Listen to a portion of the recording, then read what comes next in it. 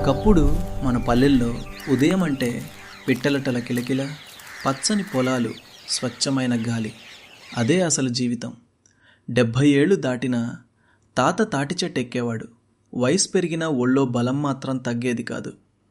అమ్మమ్మ చేతి రాగి అంబలి, అదే వాళ్ళకి శక్తి. మందుల కంటే ఆహారానికే విలువ ఎక్కువ. జొన్న రొట్టె, మక్క కంకి, కూరగాయలు ఇవే రోజూ తినేవాళ్ళు. శరీరం గట్టిగా ఉండేది. 60-70 ఏళ్లకైనా పొలంలో పనిచేసేవాళ్ళు. అలసట కన్నా ఆనందమే ఎక్కువ. పిల్లలు ఫోన్లు కాదు, పొలాలే ఆటస్థలం. పరిగెత్తి ఆడి బలంగా పెరిగేవాళ్ళు. ప్రకృతి ఇచ్చిందే తినేవాళ్ళు. కల్తీ లేదు, కెమికల్స్ లేవు. అందుకే ఆరోగ్యం బాగుండేది. కానీ ఇప్పుడు కాలం మారింది. ప్రకృతిని వదిలేసి పరుగుల జీవితంలో పడిపోయాం.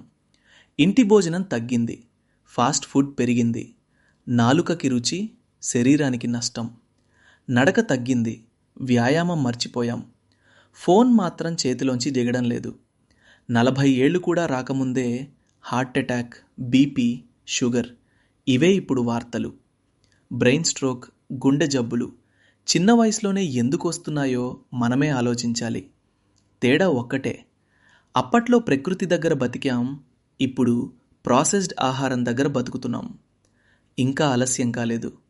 మళ్ళీ రాగి, జొన్నలు, సజ్జలు, ప్రకృతి ఆహారమే మనల్ని కాపాడుతుంది. పూర్వం వాళ్ళు మనకి సంపదగా భూమినిచ్చారు. మనం మన పిల్లలకు ఆరోగ్యాన్ని ఇస్తామా?